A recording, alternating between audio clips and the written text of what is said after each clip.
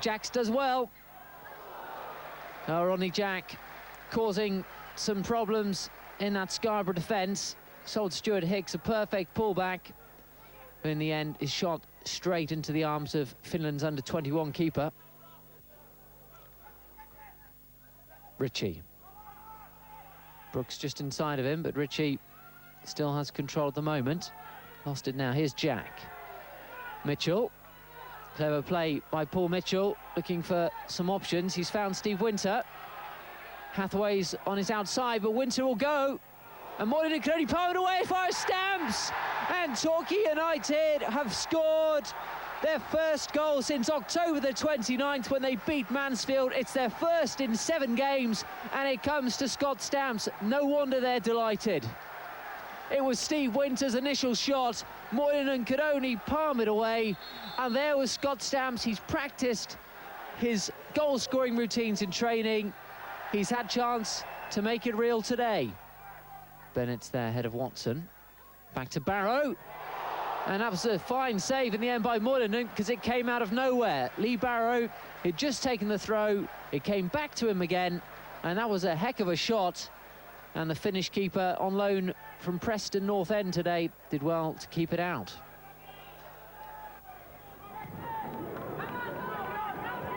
Hawthorne's flick. Now Jack. Now Hathaway. A chance for Gregory to put Torquay 2-0 up. Will he take it? He almost did. Neil Gregory was put through superbly. But in the end, with Rodney Jack on the far side, he tried the shot. And it just went wide. Now Jack. But Brook goes on. Tomstone makes the run. Founds him now. Ian Tomstone.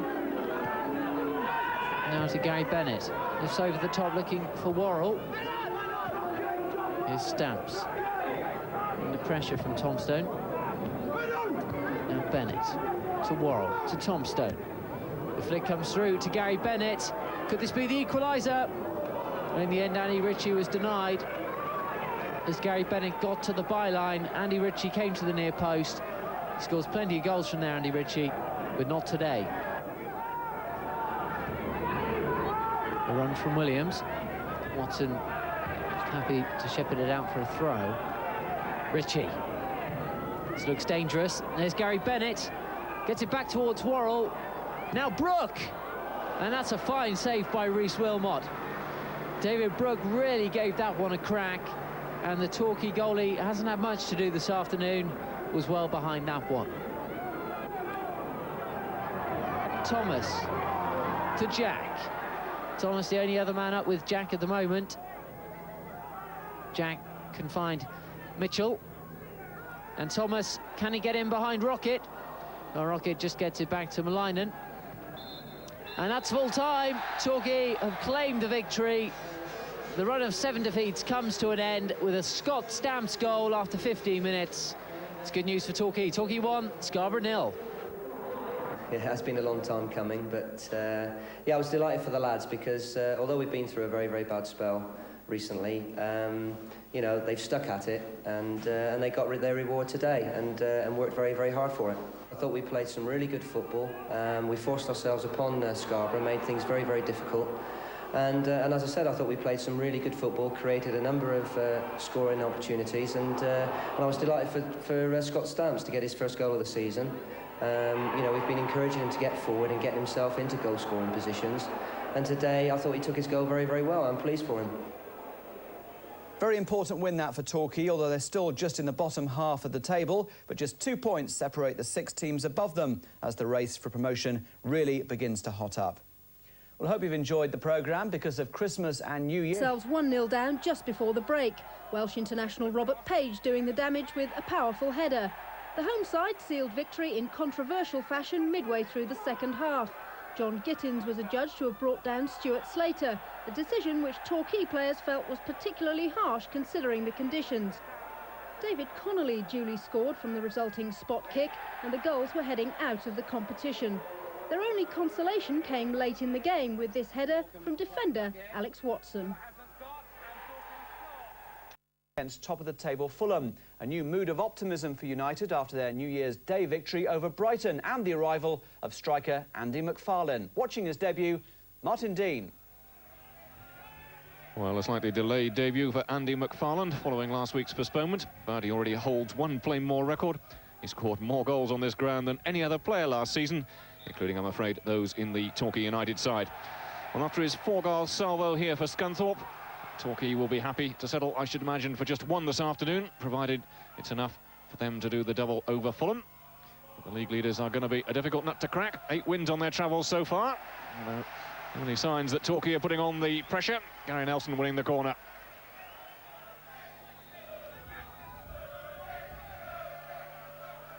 McCall then with the corner. Curled in towards the near post, but that's very easy indeed for Tony Lang.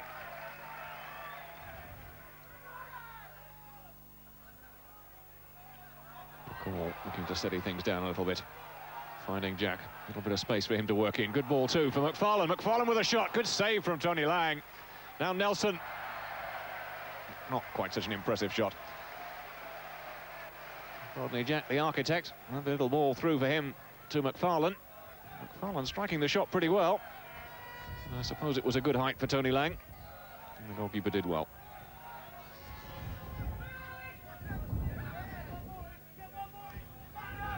And in towards Watson. Morgan was up in front of him. Now McCall. Good ball. Nelson is onside. Can he make the cross tell this time? He can. Oh, and John Gittings should really have scored from there. He looks anguished, as well he might. Good move from Torquay. Gary Nelson whipping in a very good cross. Gittings really only needed to hit it cleanly. He didn't manage to do so. McCall picking out Jack pretty well. Getting the return ball somewhat fortuitously. And now Jack making a good run through the middle. Might go all the way, Rodney Jack. Oh, good save again from Tony Lang. Rodney Jack once again showing how good a player he is when he gets the chance to run with the ball. Carved out an opening for himself. Good low shot. And no credit to Tony Lang for getting everything behind it. As well to wriggle through a pretty tight gap. Now, Freeman looking to get the cross in. Herrera is there. Oh, almost falling for Scott. Comes instead for Watson. Good save from Wilmot, but it's gone in at the far post. And it's Robbie Scott who's got the goal. The shot eventually coming in from Paul Watson. Rhys Wilmot managed to turn that one away. But Robbie Scott was up on the far post to nod the ball home and put Fulham in front.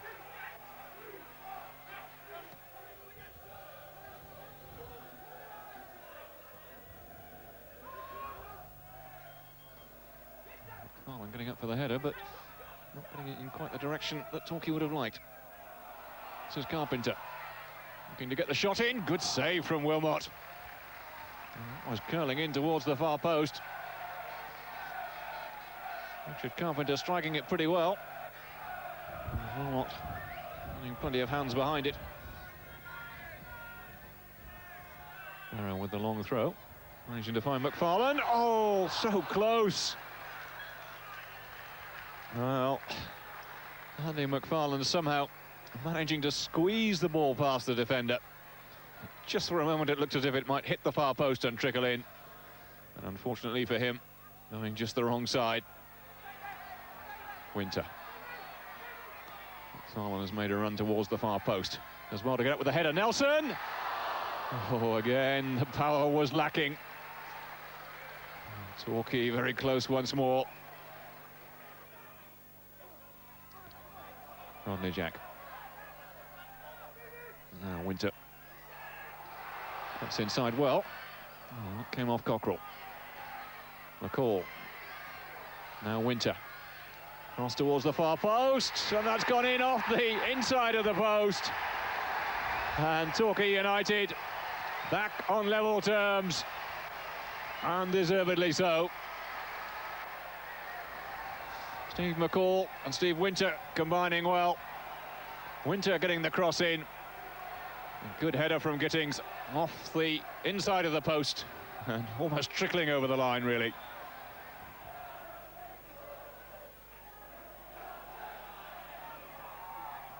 flag up against Darren Freeman.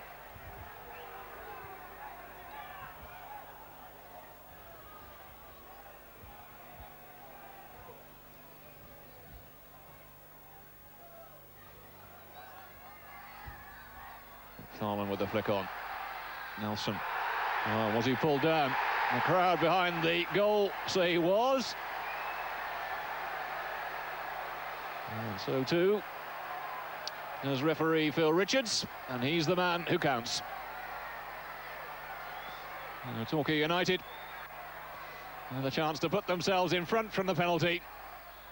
So Steve Winter against Tony Lang, and Winter has scored, and Torquay are in front.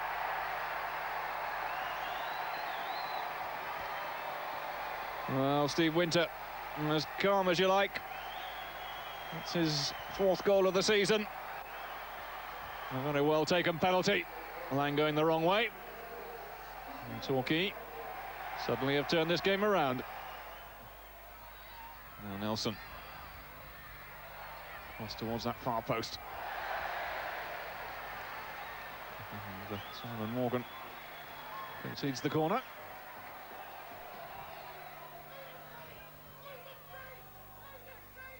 McCall held in towards McFarlane, who gets a good flick on. And Gary Nelson puts it in at the far post. And Torquay United are 3-1 in front. Good corner in from McCall. McFarlane with a flick on at the near post. Nelson with a simple tap in at the far. McCall. Jack is outside him. Looking to drive the ball in. Lang has lost it. Oh, McFarlane was onto it very quickly. Lang just recovering in time. Could have been a big embarrassment for the Fulham goalkeeper. Right at the death. Rodney Jack getting the ball in. Bobbled a little bit, but Lang just taking his eye off it, I think. As McFarlane came in, he just managed to recover. We all felt a little bit disappointed at half-time that we were one down, because I felt we'd more than matched them in the first half, but it was a bad goal from our point of view. But, you know, we said at half-time that we've come from behind against Fulham before, and there's no reason why we couldn't do it again if we kept believing in what we were doing. And to their credit, they did keep going, and we got the equaliser from John Gittins, and we sort of built on that. It was a superb performance. So a thrilling game and a vital 3 points for Torquay, well placed for the playoffs and an outside bet for automatic promotion. Well, stay with us. Lots more action coming up after the break, including Plymouth Argyle's trip to Peterborough and Exeter versus Wigan at St James's Park. End of the first half because of thick fog. Hadley, neat chest control. Here's Ford. Darryl Clark will go left.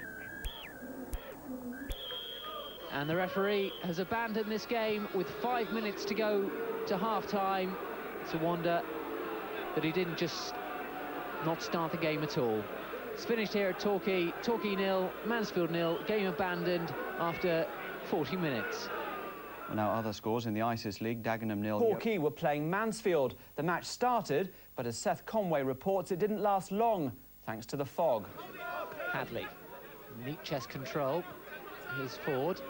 Darryl Clark will go on the left. And the referee has abandoned this game with 5 minutes to go to half-time. It's a wonder that he didn't just not start the game at all. It's finished here at Torquay. Torquay 0, Mansfield 0. Game abandoned after 40 minutes. I took advice from the groundsmen and locals, and they informed me that this type of weather does occur, and then it can clear within a matter of minutes. So I felt that we had to start the game to see if that happened, and to be honest, if I'd have prematurely called the game off, and then sort of 5-10 minutes later it completely cleared, I think everyone would have been disappointed with that. Couldn't that have been the same case when you called it off 5 minutes before half-time, that it may have lifted? No, I don't believe so, because I think at that stage it deteriorated that badly, whereas before that the players were happy to play the game. Kevin, angry, disappointed? What are your feelings at the moment? Well, naturally, I'm a little bit disappointed because, you know, I feel disappointed for the supporters who came along today. You know, hoping to see a entertaining game of football. But unfortunately, the fog beat us today. I felt the referee, you know, did the right thing. It was getting more and more difficult. I certainly couldn't see anything from the sidelines. And from what I can gather, the linesman on our side, he was very, he was frightened to make a mistake.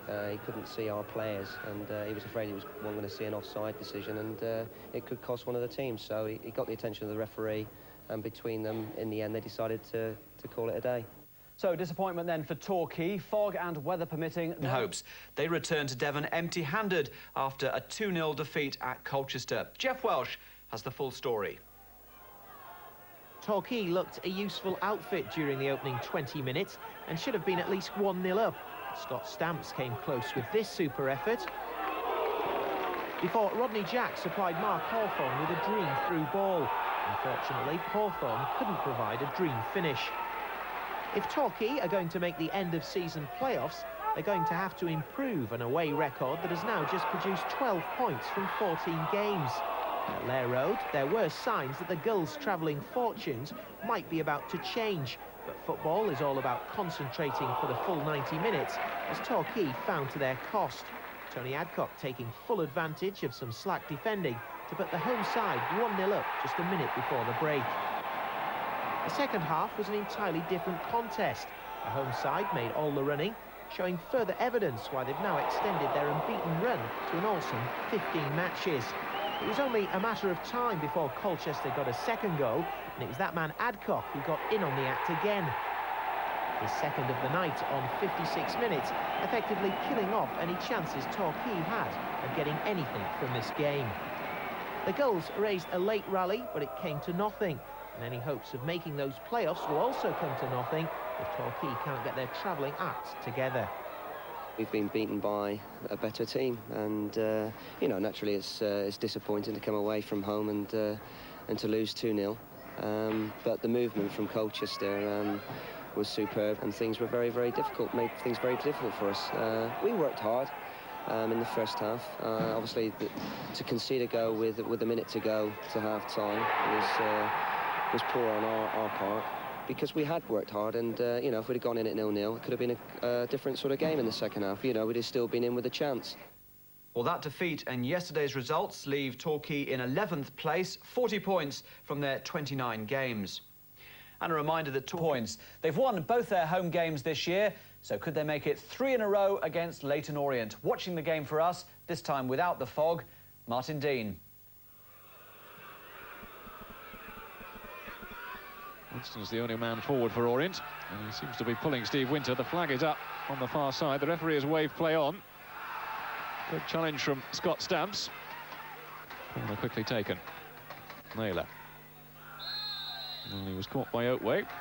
And Orient got a free kick. Ling looking to cut it in towards the near post. Good save from Wilmot. Well, it was Sam Winston who got the header in. A very late deflection, and Wilmot getting down very well indeed to save that one. Well, certainly a very good free kick from Martin Ling. He curled it in towards the near post. Winston got up with a header, got it down well. A lovely little flick from him, and good goalkeeping from Rhys Wilmot. Inside for Hawthorne. And now Stamps. 3 men on the edge of the area. So too is Steve Castle. He's defended pretty well for Orient so far. And Winter is onside, and he was caught by Hyde. What's going to happen to the ball? It's going to go just wide. Well, Steve Winter in very bravely. Paul Hyde and the Orient players complaining that that should have been offside. But in fact, Steve Winter was onside. 2 of his colleagues were in offside positions, but they weren't challenging for the ball. Hawthorne and Chapman together. Now McFarlane. Oh my goodness, looked as if he may have thrown a punch then, just for a moment or two. Stamps. Aimed towards McFarlane. Good header back across the goal. Oh, Hawthorne and Oatway together getting in with the shot. It was Hawthorne who made the final contact. Either way, a good save from Paul Hyde. Giddings getting it forward. It might fall for Rodney Jack. Gittings has gone storming forward into the middle. 4 Torquay players in there. Hawthorne on the edge of the box. Good effort, good save. Well, Paul Hyde will be in the Orient side because they've got injuries to 3 other goalkeepers, and he's come on a week-to-week contract from Leicester. Certainly proving his worth for Orient so far this afternoon. Watson up with the header. Stamps. Little fall for Chapman. Oakway getting in a good challenge. And now Jack. Joseph has come across to cover. Jack going on the outside. Oh, good effort. Good save again from Paul Hyde. Well, he certainly earned his money this afternoon, Paul Hyde.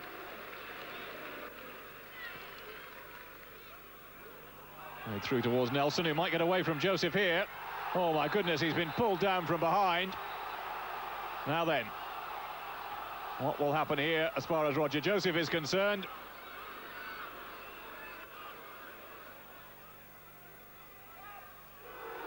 Oh, it's a yellow card. And really, it could so easily have been a red. Nobody likes to drop points at home, but having said that, I felt Orient came here and worked extremely hard and made things difficult for us. I was disappointed the way we started the game. I didn't feel that we were out the traps at all, but we finished the first half very strongly. My message at half-time was to continue where we left off for the second half, and I felt the lads did. I thought overall we created enough goal-scoring opportunities to win the game, but unfortunately it didn't go in for us. So Torquay 5 points away from the playoff positions now. They're 13th in Division 3 with 41 points.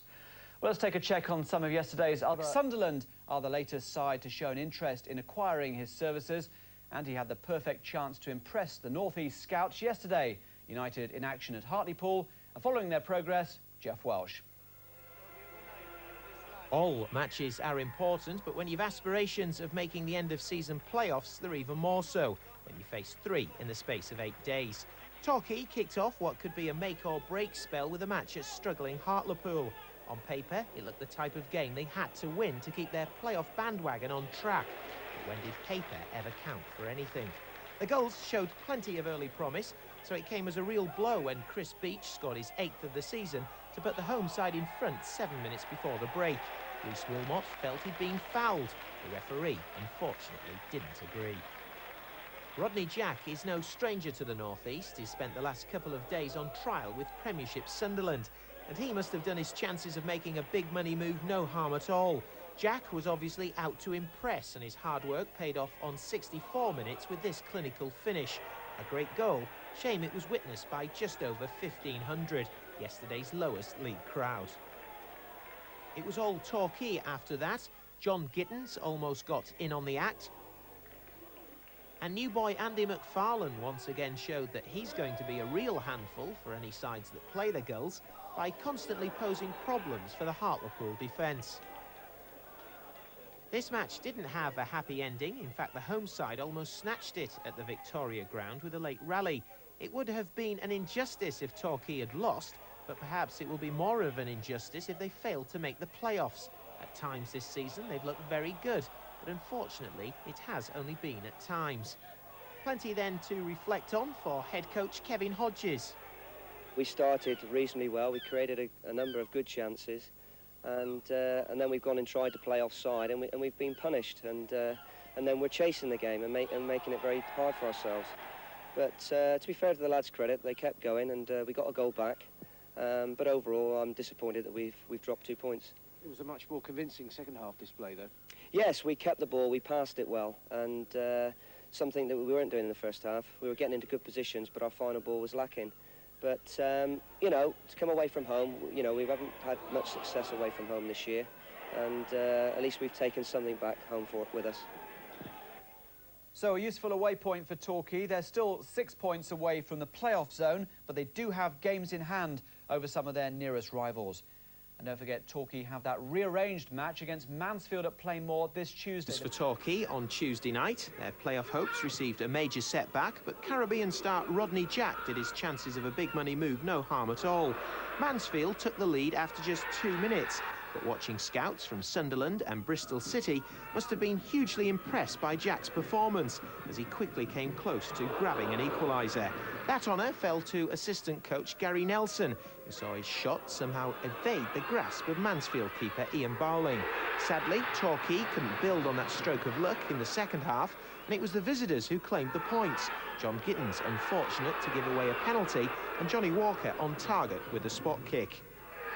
It's not every day of the week that a psychic launches a takeover bid for your favourite club, but that's the prospect. By Mansfield made yesterday's match for Torquay even more important. A victory against Hull would maintain their outside chance of promotion. Defeat and playoff hopes really would be wafer thin. Guiding us through the action, Seth Conway. Steve McCall and Scott Stamps return to the Torquay starting lineup as they face one of the youngest sides in the division. 9 of the 11 Hull starters were born in the 1970s. Torquay look to youth as well as Matt Wright comes in for transfer-listed John Gittins.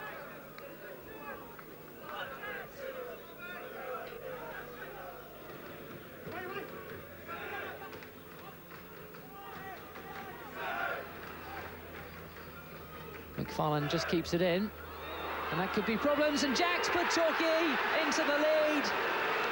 Disastrous defending from Ian Wright. He let McFarlane in, and Rodney Jack took the applause. Only Ian Wright will know quite what he was doing there, the former Bristol Rovers defender.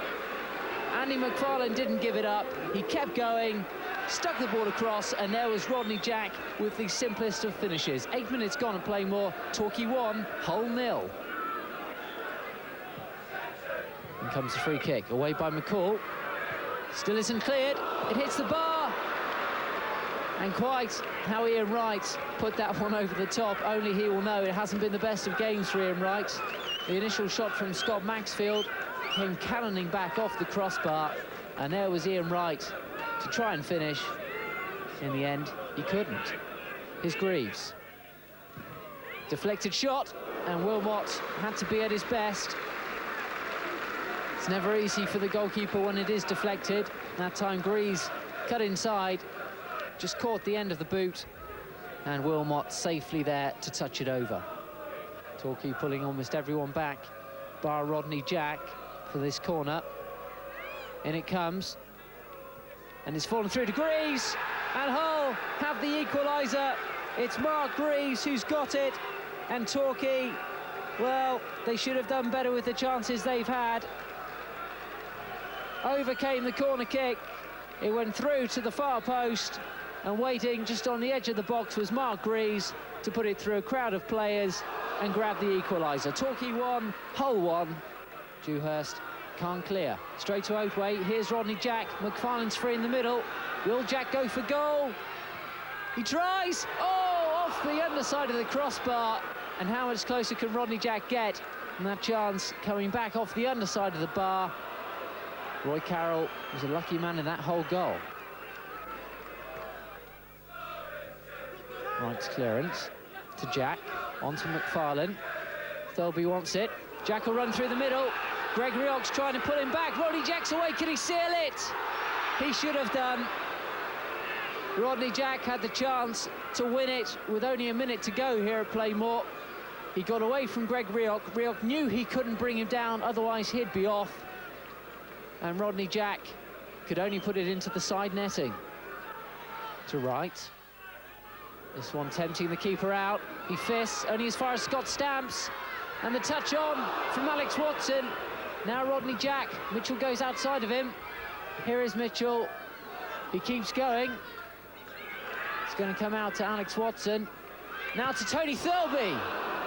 And he could have made himself an instant hit at Playmore if that one had gone in. 2 home games this week, you've only picked up a point. Is that playoff form? I don't think so, no. Naturally, we're disappointed the ways things have gone over the last couple of games. But as I said before the game, there's a long way to go. There's 14 games to be played and a lot of points at stake. But again, we've dropped a couple again at home today. We had the best of starts. We had a little bit of a helping hand for once, and I'll take whatever comes our way. But we failed to build on it. Well, it seems as if any hopes Torquay had of making the playoffs are now all but over. The Gulls look like they'll have to settle, I'm afraid, for a mid-table spot.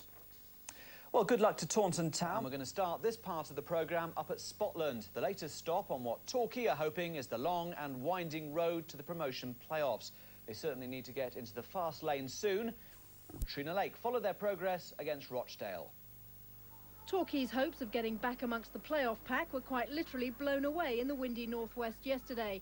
They conceded a sloppy goal after just 6 minutes when Mark Leonard brushed aside some fairly half-hearted challenges to slot the ball past Rhys Wilmot.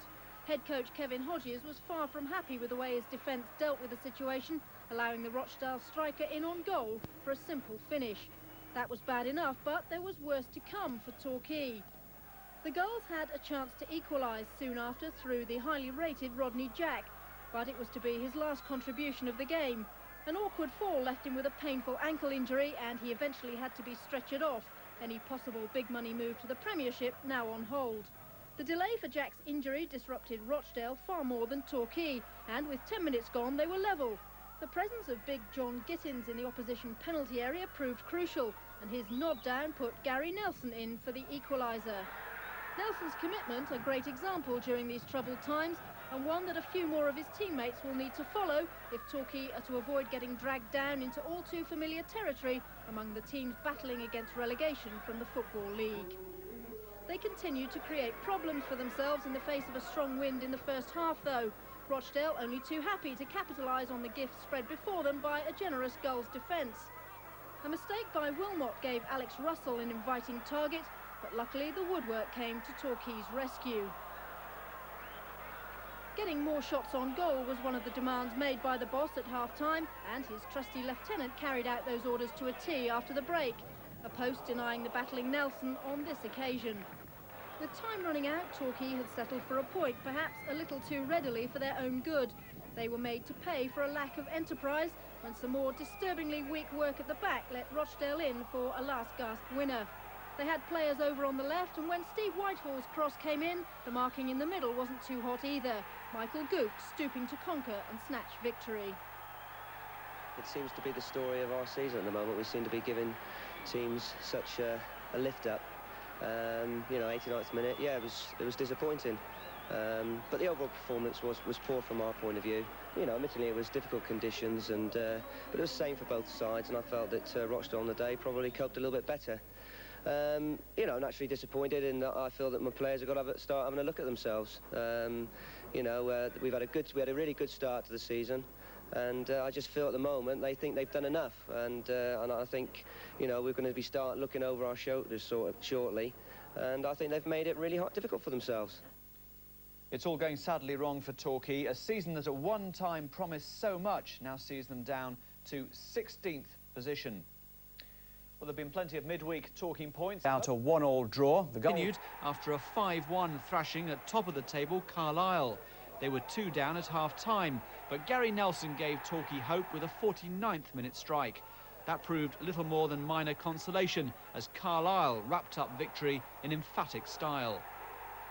There was mixed news for Plymouth Argyle towards to say things have gone very flat for Torquay since their bright start to the season. Playoff hopes have realistically gone for a Burton, but Kevin Hodges and his team know they need to keep fighting through to the end of the season. Darlington were yesterday's opponents, and Jeff Welsh guides us through the action.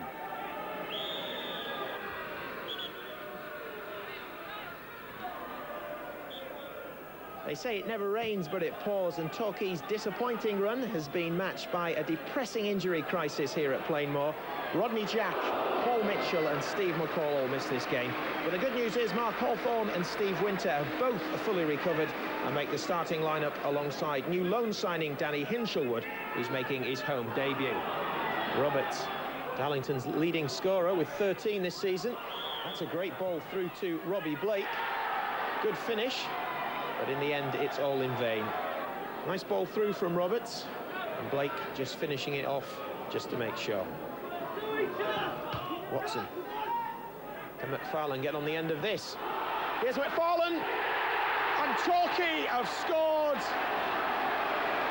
Great determination by Andy McFarlane. And what a dream start for the goals. Well, Andy McFarlane, his first goal for Torquay in front of the Plainmoor fans, and it just shows you that if you're determined, it pays off in the end. Oh, some lovely skills out there. There's McFarlane. Confidence must have... That goal must have boosted his confidence no end.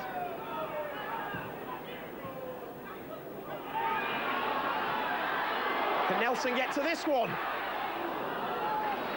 Great ball through. Unfortunately, just that yard or so too much for Gary Nelson to make up. Reed. And that is a super ball. And this could be